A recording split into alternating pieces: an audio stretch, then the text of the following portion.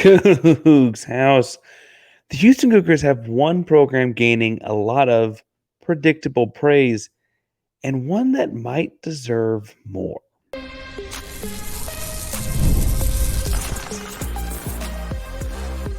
You are Locked On Coogs, your daily podcast on the Houston Cougars, part of the Locked On Podcast Network, your team every day. Welcome to Locked On Coogs, daily podcast all about your Houston Cougars. I'm your host, Houston-born teacher and coach Parker Ainsworth, here to break down all things Cougs. And whether you're a Houston fan or just a hater who came to stop by, thank you for making Locked On Cougs your first listen of the day. If you want to join in the conversation but don't know what to say, tell us where you start brushing your teeth. Don't say you don't brush your teeth. Don't you do it. Don't you do it. Today's show is brought to you by Monopoly Go. More on that in a second. We kind of have a bunch of stuff to get to today that's all over the map in a weird way that honestly the latter half of April and some of May seem to take shape with more often than not.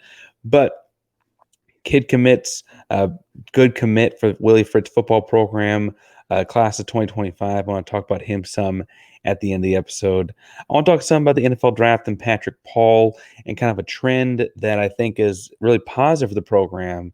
And I think that the football program probably needs to get more of their flowers for it. I don't think we, praise it enough, weirdly. But first and foremost, the men's basketball program gained their flowers when Brazello, a writer for ESPN.com, listed them as the number one team in his way too early mock top 25. And I say mock because technically it's not like up to just him, right? Obviously, the ESPN power rank can be up to a handful of voters and so on. But I thought it was interesting that his explanation was succinct and fairly simple. And I wonder if we're looking at, an offseason going into a season where Houston is number one to start the year. I will see. We'll see how it goes. But his explanation makes me think that this is going to be a fairly common line of thought. It's just a very simple way to go about it. He says, after ranking Houston number one, that once LJ Cryer and J1, and I'm reading his words verbatim now, once LJ Cryer and J1 Roberts announced they were planning to use their extra year of eligibility, Houston put itself in the preseason top 5 discussion. Right. That moment he had it down. Then Kelvin Sampson landed, Oklahoma transfer Milo Uzan, and that was to replace Jamal Shead at point guard. We know the Cougars will be physical, and we know the Cougars will defend, and a healthy Terrence Arsenal will bring back some intriguing offensive potential. Now, he doesn't mention, Emmanuel Sharp or Javier Francis or whatever, right? He doesn't talk about the whole roster. Short, sweet, to the point. But basically, a Houston Cougar basketball team with no point guard was a top 5 team, right? Because he says all it took was LJ Cryer and Joel Roberts, and now they were coming back with their extra year of eligibility to get Houston in the top 5, right? That's astounding. And I don't – point guard is a very important position, but it's a particularly important position with the way Coach Sampson does things. And it's frankly a particularly important position in high levels of college basketball, as opposed to the pros. And you can get away with a mediocre point guard and a great wing in the pros. At lower levels of college basketball, you got one good player, you're okay, wherever position they play. Point guard is very, very important. Steers the ship, head of the snake, yada, yada, yada, right? Without a point guard on the roster, a starting caliber point guard, a guy that's going to start a lot of games at point guard, he had them in the top 5. Now, I think it's interesting that Uzan brings Houston over pushes them over the envelope there to number 1 overall. And for what it's worth, Borzello, I think, really values Big 12 basketball. He had 4 of his top 5 were Big 12 teams. His number 4, so the 5th, the outlier there, was Gonzaga, which we've investigated. Could they be a Big 12 team sometime down the road? And in which case that'll be all 5. I really, really did see this, though, as a sign of things to come, because frankly, a lot of people feel that Houston was at least a Final Four team this past season had Jamal Shead not been hurt. I think that argument's fairly easy. I look at how Houston covered other talented post players and think that would have had something in the tank for Zach Edey that he might not have been ready for. Repeating that 2 days later with Klingon and all the things that UConn's got to offer in the backcourt would have been interesting. I trust Houston's guards more, but that's not here or there. I do feel like, though, there's an understanding that Houston would have been had a much different result at a national level. I think if people understand that, had Jamal Shead not been hurt.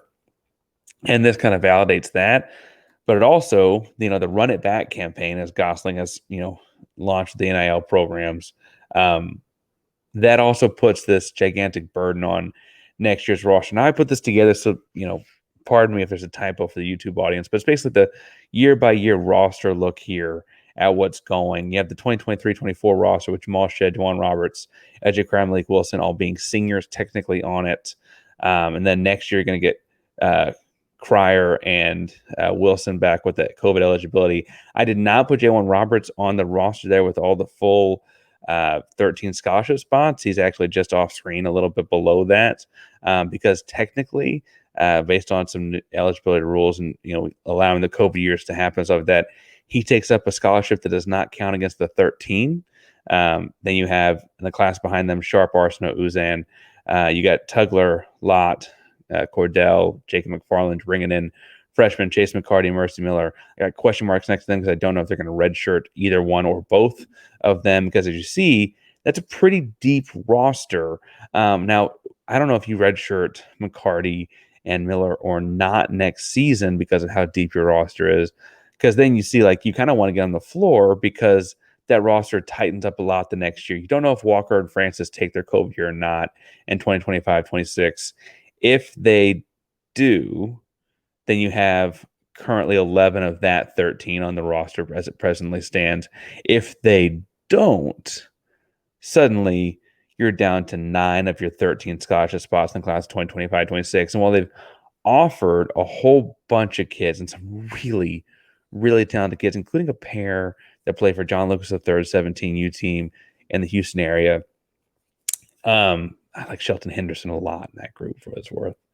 And Sebastian Williams-Adams is really talented too. Sebastian Williams-Adams is an interesting prospect that we can talk about later. Long story short, I think that what you could see next year is do they keep the red shirt to kind of just know they're not going to have a lot of minutes from Mercy and Chase, or do they scratch that to let them play the next season? Because they've built themselves into this team that has number one team in America kind of pressure on it at all times. I don't think it's unfounded. I do think it makes things like getting the Butler game and the Big East Big 12 Challenge interesting. I do think it makes things like canceling the trip to Mexico next season interesting.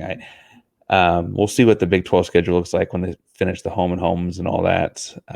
Finish the matrix with the schedule, I should say. But the basketball program is already being talked about at the top of the world next year. And I think the last couple of seasons, we had Sasser, you had Shed. You kind of knew what was coming with that. And you have Wani, you have Francis, you got a lot of familiar faces, obviously bringing everyone back. It's interesting that with a new point guard, that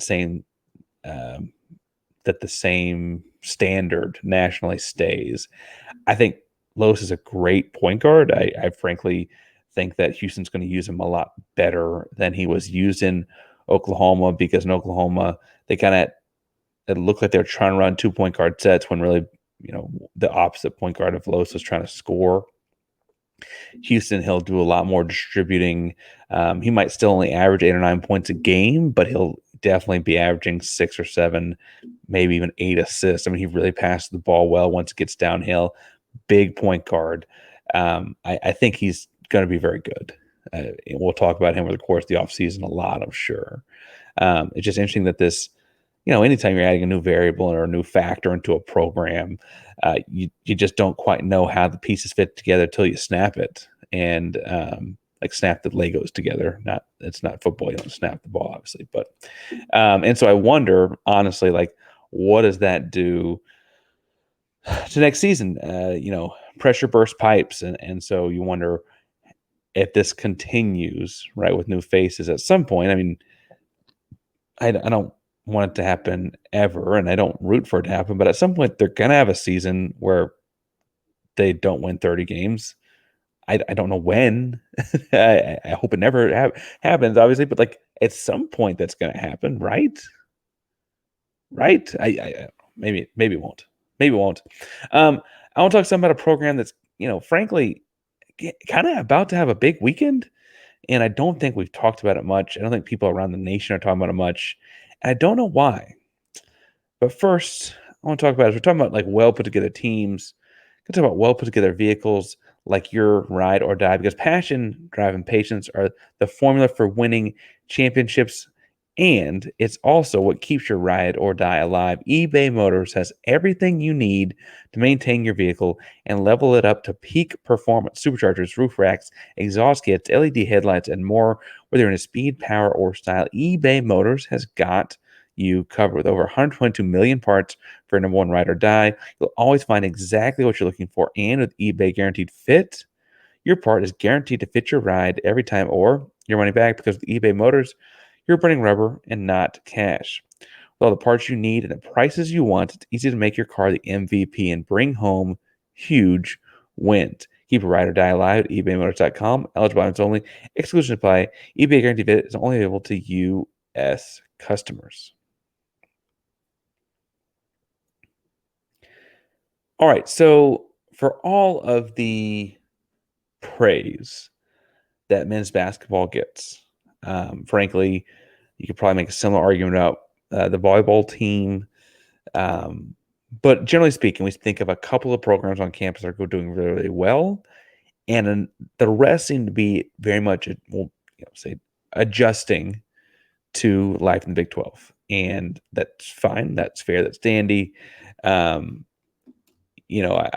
know a lot of online chatter about how like the only coach we seem to hold accountable for that adjustment period taking too long is the football coach. That's fair. Also, I think they're in really good hands right now. But I was noticing something as I was preparing for the weekend worth of content on the football program. And that's Patrick Paul's draft status. Now, I'm recording this. The reason I might sound a little bit more tired, honestly, is I'm recording this. I started recording after the first round on Thursday night was over. That's after 11 o'clock Central Time. And we're the kind of family where I wake up at 5 o'clock every morning. So, Friday's going to be tough. But Patrick was, had said himself, I think, on social media, he felt like he was going to get picked in the late first round. We kind of broke that down a little bit on earlier this week's episode, not yesterday's episode. And moreover, I do think he's a second round draft pick. I don't see him dropping past a third round draft pick. He is a gigantic frame with great athleticism for that size. That's an elite level pass blocker that didn't put together great run blocking tape, but on the whole, I think you feel like you can kind of coach some of that up if you're a pro system, right? He's going to protect your quarterback as a pass blocker. All that is to say that I didn't know if he'd get picked in the end of the first round or not. He had some inclination he might, and so I wanted to make sure I saw the whole first round before speaking on it. But I do think he's a second or third round pick at the worst, right? I do think we're going to hear his name on the second day of the draft. I do think he's going to go have a successful career. He's a great kid with a great skill set and some true athletic gift that he's really maximized. And I don't think we necessarily have put together the string of guys Houston's had drafted and what we used to call first day picks. They're now first and second day picks because they elongated the draft over the 3 days instead of 2. But the first, second, and third round, there's a big difference in compensation, guarantees, contracts, etc. for guys in the first, second, and third round than the fourth, fifth, sixth, and seventh round of the NFL draft. And typically, if you're giving a guy a first through third round draft pick, that's a pretty good indicator that you're going to use him at some point early in his career. You're going to give him a shot, right? Assuming Patrick Paul or some other Houston Cougar is drafted there, that'll be that'll be all but 1 year since 2016 that has happened for Houston. This year it would be, I'm assuming, Patrick. Last year was Tank Dell, Logan Hall the year before that, Peyton Turner, Josh Jones, Ed Oliver, Tyus Bowser, William Jackson III, going all the way back to 2016 H-Town takeover days. And I think what's interesting is that that's a bar of, a measurement or a level of success that I don't think we equate with where the football program sits and how we evaluate it across its competition, right? For reference, in terms of active streaks, big, high and mighty UT Austin with their 5 stars and NIL money, their streak is just 4 years. Baylor is just 2, Tech is 1, SMU is 3. The only in-state institution with a longer streak than Houston as far as having a first 3-round draft pick being made in the draft or whatever would be A&M going back to 2010, right? That's the only in-state program with a higher margin, and frankly, A&M had a long drought before 2010. So take that with this. 14 years in a row for them is obviously very long, but that's grain of salt because of where they were before that. That is to say that in terms of putting guys into the NFL, Houston has quietly done that very well the last nearly decade. And that's not to say that other guys get drafted later, like Marcus Jones, don't turn into great NFL players, right? I don't mean to say that, but I do think we don't think of Houston in the same NFL factory kind of way as other programs, in part because they've changed coaches. I mean, we're talking about a window here that spans 3 coaches, right? And I think that's probably part of it. I also think that part of the reason those coaches didn't last long, with it, like Major and Dana anyway, for sure, is that all of that talent didn't translate into the win-loss record we maybe wanted or thought was warranted. This weirdly probably makes that argument stronger, right? That there were seasons where Houston underperformed because they had kind of pro talent in key spots like pass rushers and stuff like that, right? But I do think it's interesting that we don't typically, or I don't think the national conversation is, maybe you in my comment section, well, the national conversation does not talk about Houston as the same kind of program that puts out pros, in this instance, at a more consistent rate than a UT Austin or a Baylor or a Tech or an SMU, right? But using that first 3-round system as a metric because of the difference in contracts, Houston absolutely does. And I think that the streak continues very shortly with Patrick Paul getting that getting drafted there. Now, I know Houston Cougar fans kind of have a mixed bag on what they think about talking about the draft and guys going pro. Some people don't like pro sports. They want to cheer for red and white wherever they're on campus. Best of luck on your way out. Hope things go well, but I'm going to keep cheering for the folks here. Some people love following the story and the journey and what comes next.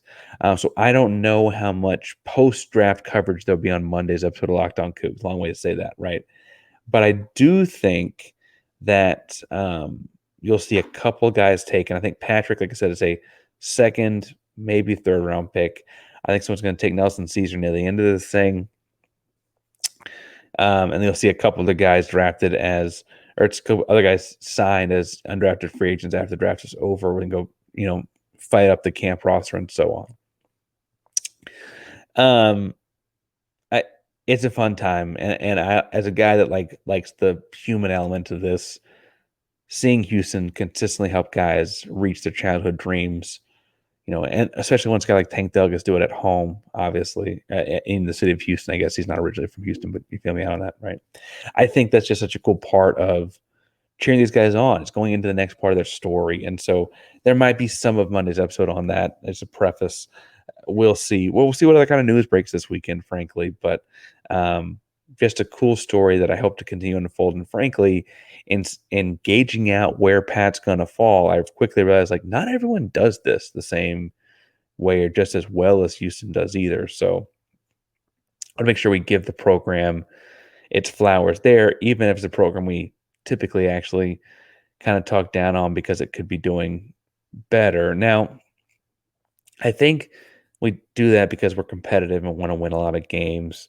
And if you're the kind of person that's competitive like I am, you have just that competitive side you can't get over, you got to go check out Monopoly Deal because right now, you've probably heard this, right? I guess like over 150 million people have downloaded it. But it's this crazy fun game that you can play like Monopoly in a classic sense, but instead of on one board, it's on like hundreds of boards across multiple crazy locations, building up amazing cities and making money. And what's fun when you play with friends and you're competitive like I am, you do a little trash talking, right? You can charge them rent on iconic properties like good old fashioned Monopoly, but you can also like heist or thief or steal their riches for yourself. It adds that extra dark competitive flavor to it. Leaderboard show who's winning the whole time, which again, if you're trash talking like myself, being able to point to the scoreboard is always nice. Now, it's not just the competitive side of me that likes Monopoly Go. It is a team game as well. You can play with teams against people from around the world in different time tournaments, earn huge rewards. So get in the game and join your friends today. Download Monopoly Go, now free on the App Store and Google Play Store. All right. Travis Bayuke is a new commit to the Houston Cougar football program. Willie Fritz gets the commitment, or the staff, I should say, gets the commitment on Thursday afternoon-ish. The 2025 edge rusher comes from Arlington, goes to Arlington Mansfield Summit High School, 6'1", 255. Impressive athlete on tape.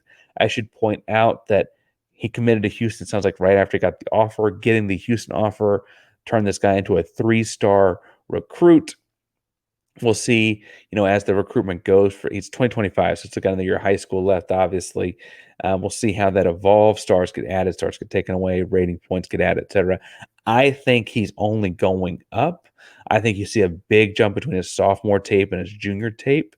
And I found his highlight tapes. I couldn't find a full game for Arlington Mansfield Summit on, trying to turn this around quickly for you all while watching the draft and seeing if Patrick gets drafted. But I do think the big jump between his sophomore and junior year, if he makes another big jump, maybe not as big, but another big jump between his junior and senior, you might see him get to be a high 3-star, low 4-star kind of guy very, very quickly. 6'1", 255. So he doesn't have like the 6'4", 6'5" frame. You see they typically give a 5-star rating to guys with those. But I do think in watching him play, it looks like his wingspan is positive. You always want to have long arms for a defensive lineman or an edge rusher. Some technical work to be done. Again, he's a young football player, but I appreciated the intangible things you can't quantify. Things you can coach up technique in a lot of different instances, and I think Giles is the kind of coach that's going to be great for that. But I love that so many of his highlights were plays he made because he played the full snap. As a football coach, talk about playing through the echo of the whistle, right? Till the whistle is over and done with, and the play's for sure over. So many of his highlights are making plays that saved yards, saved scores, whatever, because he played through that echo of the whistle, right? Getting guys before they crossed the goal line when they thought they had an easy touchdown.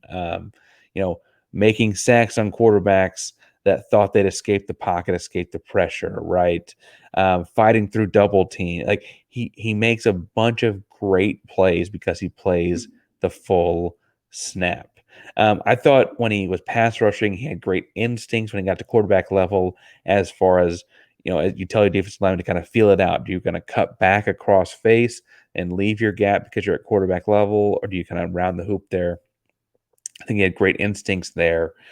Physical, kid that clearly enjoys football, constantly celebrating with teammates. I think those are all positive things. Again, technical work to get done. He's a junior in high school last season. Lineman skills and things like that will always be challenging to transfer from high school to college right away. I don't know if as a 3-star kid would come in and start right away as a freshman or anything like that. But he adds another person to the 2025 list of commitments for Willie Fritz. And I think that's important. We talked to Brian yesterday's episode about recruiting in the transfer portal and kind of what the future of the Houston Cougar football roster looked like. Brian was probably a little more pessimistic on fall of 24 than I am. He's a national guy. That's part of his thing, right? He's looking all across, where I'm probably going to be a little more optimistic on where Houston is in fall of 24. Why not talk yourself into winning a bunch of games? Who knows, right? But one thing I think that we both agreed on that he said is the fall of 25, right? Once Fritz has a full year of making the roster his own, the systems in place on offense, defense, special teams have a full year of putting themselves in place. You got guys who really bought into this version of this program in place. I think that's all really important. I also think it's worth noting that like their 2024 schedule is challenging, like really, really difficult strength of schedule wise. And so we'll see kind of how that plays into a young, growing together roster in 2024, adding high effort, high quality, high character kids in 2025, when we're all predicting a fairly big jump in quality of football, I think is important. And adding Biake, oh, there goes my child monitor. Hope that's little man. Oh, he's okay though. We're good. Adding Biake in the class 2025 is going to be really, really important in doing that, because he is that high character kid, is that high motor kid. And it's a great kid to have in the program. It looks like. Excited to see it, and I think he's excited to be a Cougar. I think that it's worth pointing out that he had a really cool graphic actually for when he committed. Now, for the audio audience, it's a somewhat old school feeling Houston Cougar word logo with the balloons around it. The balloons all say Houston Cougars in the script, but he's clearly over TDECU Stadium. But what I appreciate is it's all red and white coloring, and then he's in the Love You Blue uniforms with some blue balloons around him with Houston across it. I hadn't seen the graphic done before, mocked up with the blue uniforms. I can't find an artist to be tagged, a graphic designer to be tagged with it. Otherwise I would have said who it was, obviously. But I do think it's well done and well put together. And frankly, I kind of hope they keep using the blue in graphics, because then we can see continue to push the envelope there a little bit. I obviously got my blue hat on tonight. You can tell that I like the blue as well. Now, if you like the blue, if you like what Oscar Giles is doing with his defensive line, if you like what Patrick Paul is doing with the NFL, if you like what Jamal Shed and this Jamal Shed lists Houston Cougars are doing in terms of basketball, tell me in the comments down below, because we're back each and every weekday here at Locked On Coogs. Locked On Coogs is a proud member of the Locked On Podcast. It's your team every day. Go Cougs.